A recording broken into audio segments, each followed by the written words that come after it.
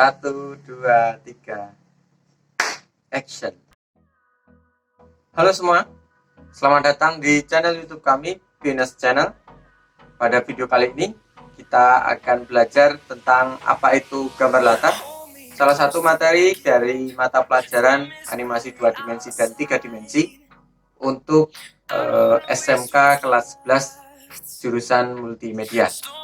Tanpa berlama-lama lagi, langsung kita saksikan videonya. Sebelum kita masuk ke pengertian, silahkan perhatikan gambar di bawah ini. Gambar yang pertama, gambar ini adalah salah satu scene dalam sebuah film animasi 2 dimensi keluaran Jepang yang berjudul Kimi no Na wa yang lumayan terkenal. Kemudian silahkan perhatikan gambar selanjutnya.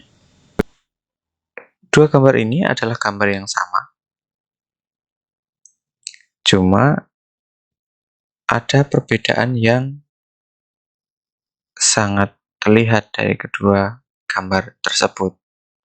Yang pertama, di sini berlatarkan warna putih, sedangkan di gambar yang berikutnya berlatarkan sebuah tembok batu, kemudian ada juga tembok dari sebuah bangunan, serta ada tangga. Oke, kita langsung masuk ke pengertian. Gambar latar adalah gambar yang menjadi latar belakang atau background dari sebuah gambar besar yang sangat menentukan nilai estetika secara keseluruhan. Maksudnya adalah gambar latar adalah latar belakang atau background dari sebuah keseluruhan gambar yang fungsinya adalah untuk menambahkan nilai estetika agar dari gambar tersebut terlihat lebih bagus atau lebih estetik. Oke, macam-macam gambar latar dibedakan menjadi 3 berdasarkan letak layer atau lapisannya terhadap objek utamanya. Pembagiannya adalah yang pertama foreground, kemudian yang kedua midground atau middle ground, kemudian yang ketiga background. Foreground atau latar depan merupakan benda-benda atau objek yang berada di depan objek utama atau point of interest. Fungsi dari elemen ini adalah untuk mendukung dan memperkuat kesan serta fokus perhatian kepada objek. Foreground hanya berfungsi sebagai pendukung foto. Oleh karena itu, keberadaannya tidak boleh lebih mencolok dari objek utama. Biasanya, foreground akan terlihat jelas ketika objek utama belum muncul dalam suatu animasi. Namun, ketika objek utama muncul, maka foreground akan menjadi blur.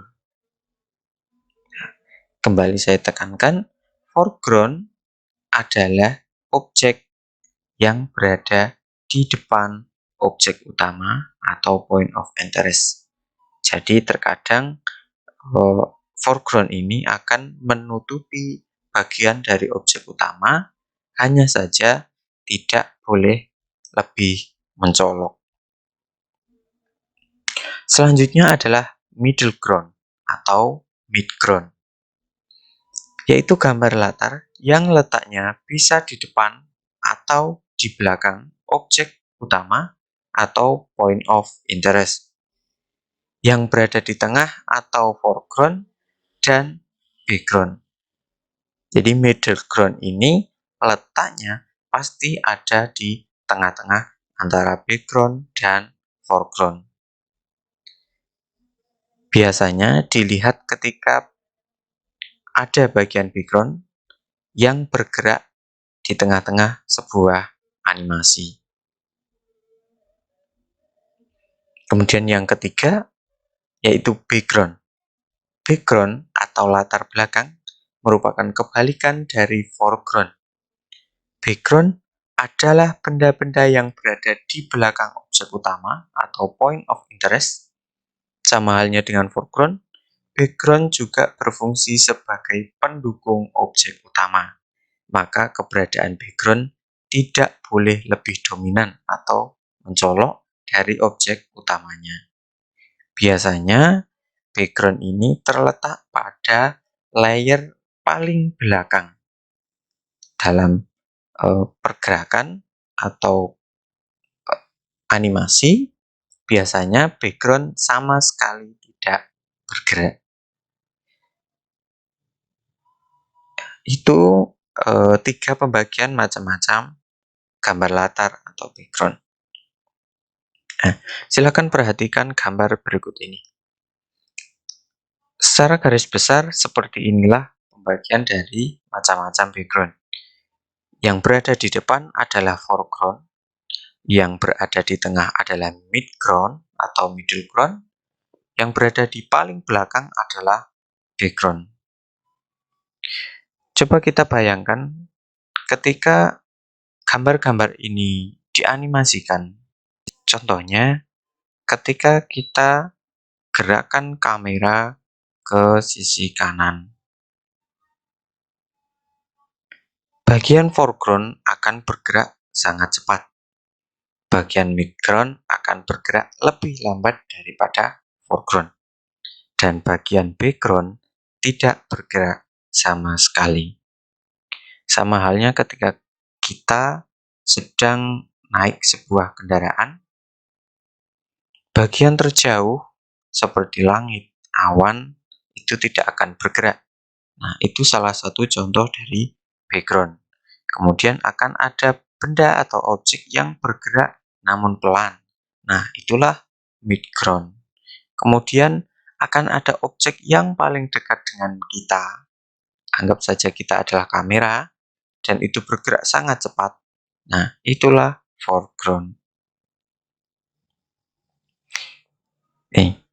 Selanjutnya, di sini ada sebuah background atau gambar latar dari sebuah animasi.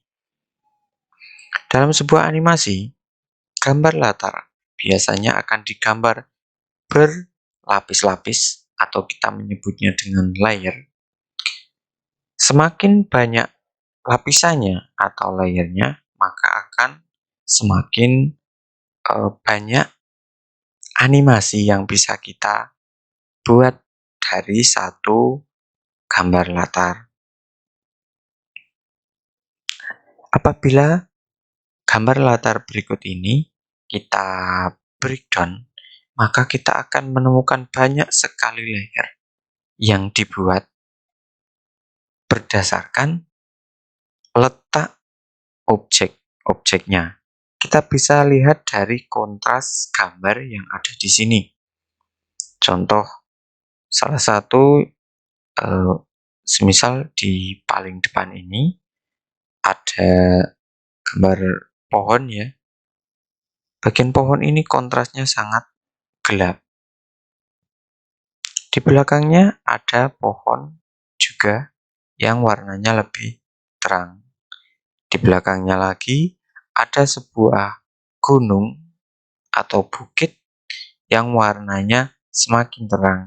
Nah, semakin ke belakang, gambar-gambar ini kontrasnya akan semakin hilang.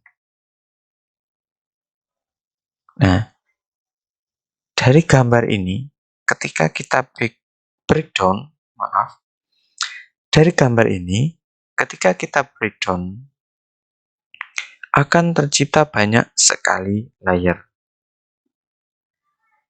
Layer tersebut adalah, ini.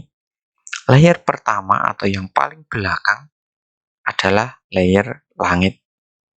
Layer kedua adalah layer awan. Layer kedua adalah layer awan. Kemudian layer ketiga adalah layer awan yang lebih putih. Layer keempat adalah tebing yang terlihat berkabut. Kemudian layer kelima ada sebuah tebing yang kontrasnya lebih gelap daripada tebing yang belakangnya. Kemudian layer keenam ada bukit lagi. Layer ketujuh ada bukit yang lebih terlihat jelas. Layer kedelapan ada pohon. Kemudian yang terakhir layer ke-9 yaitu daun atau pohon hijau yang terlihat sangat gelap. Nah, dari gambar keseluruhan ini kita menemukan 9 layer yang bisa kita animasikan. Jadi ketika kita animasikan pergerakan kamera ke sisi kanan, bagian depan atau pohon ini akan bergerak ke kiri paling cepat. Di belakangnya menyusul pohon yang berwarna lebih hijau atau lebih terang. Menyusul kemudian bagian tebing dan seterusnya. Pergerakan semakin ke belakang, pergerakan background-nya atau objek background-nya akan semakin lambat.